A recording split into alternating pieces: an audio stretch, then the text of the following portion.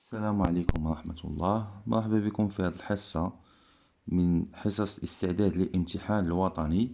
غنشوفو فيه تصحيح الامتحان الوطني الدورة الاستدراكية 2010، تمرين الفيزياء، جزء الموجات، دراسة انتشار موجة ضوئية في قلب ليف بصري.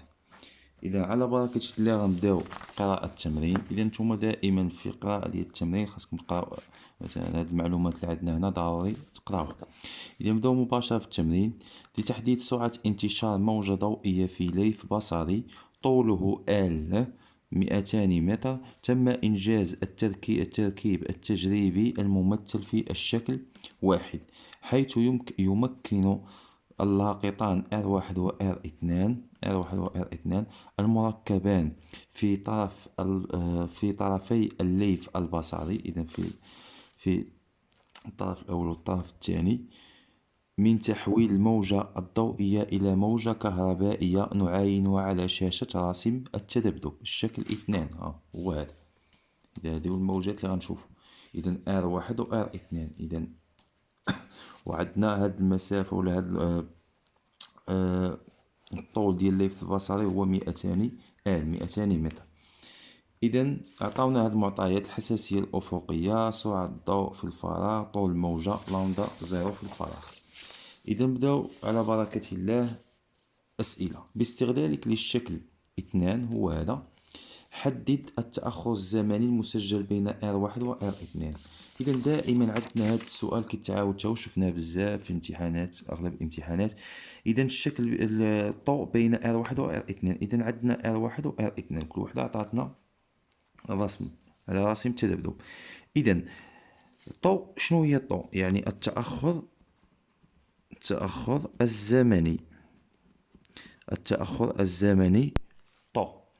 إذا هو المدة الزمنية بين هاد الموجتين. إذا تأخر هاد الموجة إذا شنو كدير؟ كتمشي أما من هنا وتحسب حتى لهنا، ولا من هنا ونحسبو حتى لهنا نشوفو شحال كاين مربع. إذا مثلا بدينا من هنا، إذا هادي هي هادي. إذا هاد النقطة هي هادي، وغنوصلو حتى لهنا. إذا غنحسبو 1 2 3 4 5. إذا ضوء تساوي 5، يعني 5 مربعات. وكل مربع شحال فيه؟ كل مربع هي هادي الحساسية الأفقية. كل مربع فيه 0.2 ميكرو سكوند. إذا 5 فيه 0.2. إذا كل مربع عندنا 5 المربعات بين هادي وهادي، ولا تحسب من هنا حتى لهنا اللي بغيتي غتلقى 5، وغنضربوها في 0.5 ميكرو أمبير. إذا 5 في 0.2 هي 1 ميكرو سكوند. إذا هذا هو التأخر الزمني. السؤال الثاني يقول: احسب سرعة انتشار موجة ضوئية في قلب الليف البصري. إذا عارفين بأن في شنو كتساوي لينا؟ هي دي على دلتا تي. إذا في هذه الحالة دي شنو دي عندنا؟ دي عندنا يعني هي المسافة بين هاد التشوهين. إذا هي المسافة ديال الليف البصري، هي المسافة اللي كاينة بين اللاقطان R1 و R2 اللي هي 200. إذا غنديرو ودلتا تي يعني هو الزمن بين هاد اللاقطين ولا بين هاد R1 و R2 اللي هو حسبناه بأنه هو التأخر الزمني. إذا هنا غنديرو تطبيق عددي. إذا هي 200 متر، ما غنحولوهاش نخليوها بالمتر. وعندنا الضوء هي 1، وعندنا ميكرو سكوند يعني غنحولوها للسكوند. ملي كندوزو الميكرو سكوند كنضربو في 10 أس ناقص 6. إذا في 10 أس ناقص 6 إذا غنحسبو غنلقاوها هي 200 في 10 أس 6 متر بار سكوند. إذا هذه هي في. ونقدروا نحسبوها، نحيدو هاد الاصفار نديروها كتابة علمية. غيتزادو هنا 2 اصفار غيتزادو على 6 غتولي هي 8. إذا هي 2 في 10 أس 8 متر بار سكوند هي دي في. إذا اللي بغينا نديروها. إذا الآن جاوبنا على التمرين ولا السؤال 1 2. الآن غنجاوبو على السؤال 1 3. استنتج معامل الانكسار ولا عفوا معامل الانكسار للوسط الشفاف الذي يمكن القلب الذي يكون قلب الليف البصري. إذا الآن غنديرو معامل الانكسار. إذا شنو قالوا لي في السؤال؟ قالوا لي استنتج معامل انكسار ان، يعني مما نستنتجو من هذا الشيء اللي سبق. إذا عارفين معامل الانكسار هو لدينا، كنديرو لدينا ان هو سي على في، هو سرعة الضوء على في. إذا ان تساوي، إذا هنا التطبيق عددي. إذا عارفين بأن السرعة في الفراغ هي هذه، هي 3 هي عطاوها لي هنا. إذا دائما ما كتغيرش. إذا 3 في 10 أس 8 على في حسبناها هي 2 في 10 أس 8. ها هي حسبنا هنا 2 في 10 أس 8. إذا غتمشي 10 أس 8 مع 10 أس 8 تبقى هي 3 على 2، و 3 على 2 راه هي 1.5. 1.5 وعندنا أنا بدون وحدة، معامل بدون وحدة. إذا الآن غنمشيو للسؤال 1.4. السؤال 1.4 قال لي احسب طول الموجة لامدا في قلب الليف البصري. مزيان. إذا غنحسبو طول الموجة الضوئية لامدا. إذا أول حاجة حنا ديما نعقلو شنو درنا.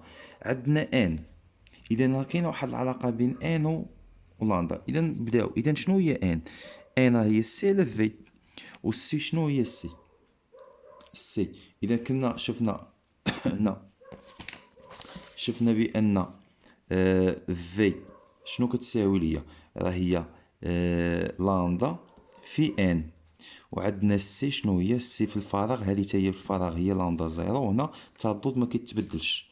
إذا غنعوضوهم هنا، هذه تا علاقات معروفين. إذا لامدا زيرو، إذا السي السرعة في الفضاء في الفراغ راه هي لامدا زيرو، يعني طول الموجة في الفراغ في ان التردد على في اللي هي لامدا في ان. غتمشي ان مع ان غتبقى ليا ان تساوي هي لامدا زيرو على لامدا. إذا أنا باغي لامدا، إذا راه هي لامدا تساوي هي لامدا زيرو على ان. إذا الآن غندير تطبيق عددي. لامدا راه هي لامدا زيرو. شنو هي لامدا زيرو؟ عطاوها لينا هنا، هي هذه. ها هي المعطيات، دائما نكتب معطيات. إذا لامدا زيرو هي 600 نانومتر. إذا 600 نانومتر، يعني 600 نانومتر على ان. ان هي 1.5. إذا هاد النانومتر بلا ما نحولها هنا، بلا ما نضرب في 10 أس ناقص 9. علاش؟ لأن هادي غتخرج ليا بنانومتر، لأن هنا ما عنديش وحدة، ان ما عندوش وحدة، والوحدة ديال هادي غتاخد هادي. إذا بلا ما نحول نخليها بالنانومتر، غندير 600 على 1.5 راه هي حسبوها. إذا هي 600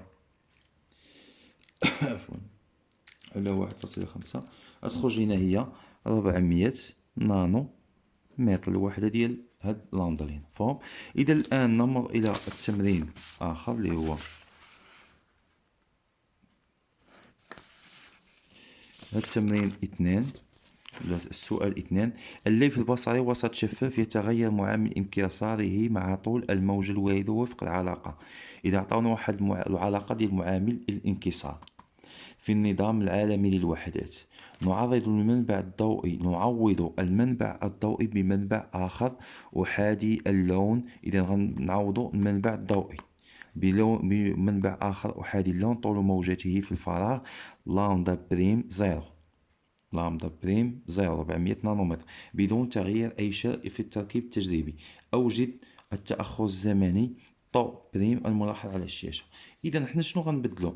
غنبدلو هذاك المنبع الضوئي بمنبع آخر، وهذاك المنبع الآخر الطول ديالو في الفراغ هو لامدا زيرو 400 نانومتر. إذا هادشي اللي غيتبدل. إذا هنا قالوا لي أحسب التأخر الزمني طو بريم. مزيان. إذا عاونونا بهذا المعامل الانكسار. إذا شنو غنديرو حنا؟ غنمشيو نكتبو 2. إذا حنا شنو باغيين؟ حساب طو بريم. إذا حساب طو بريم، إذا عندنا عطاونا هذيك ان، نمشيو نخدمو ان راه هي ان بريم، غتولي ان بريم. هاد ان ديال الليف البسيط تولي هي ان بريم، هي 1.484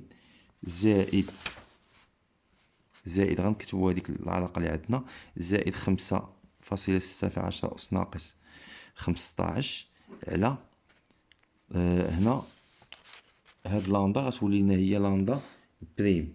لاندا بريم اللي هي شحال؟ اللي هي 400 نانومتر، يعني 400 في 10 أس ناقص 9. غنمشيو غنحسبو هادشي كامل، غنشوفو شحال غنلقاو. إذا هنا نفس العلاقة اللي عندنا هنا، عوضنا هاد لاندا بلاندا اللي عطاونا. فهم؟ إذا غنمشيو نحسبو هادشي. إذا غنلقاو، إذا بعد ما غنحسبو غنلقاو هي 1.519. إذا هادي هي لاندا ان بريم. ها هو ان اللي عطاونا حسبناه. حنا منساوش باغيين طو بريم. طو بريم، عفوا طو بريم. اذا طو بريم شنو كتساوي؟ اذا من غنجبدو طو بريم غنجبدوها من العلاقه ديال في تساوي هي دي، ودي هي ال. هادي غنديرو هادي وغنديرو لها بريم. عوض في غتولي في بريم، وعوض ال غتولي ال بريم. عفوا ال ما تبدلاتش، غتبقى ال. اذا في غنديرو لها في بريم، ال ما تبدلاش، و طو غتولي طو بريم. اذا في تولي في بريم، ال ما تبدلش، و طو غتولي طو بريم. اذا من هادو غنستنتجو بان طو بريم شنو كتساوي لينا؟ راه هي ال على في بريم. دابا حنا باغي نحسبو طو بريم. ال عندنا، في ما عندناش. اذا في غنمشيو غنحسبوها. من غنحسبو بفي؟ غنحسبوها من هاد العلاقه ديال معامل الانكسار. هي هادي شتو. اذا ولدينا ماذا؟ ولدينا ان غتولي ان بريم. ان بريم تساوي سي. ما يمكنش نديرو سي بريم لان السي ثابته، كاينه سي وحده على في بريم.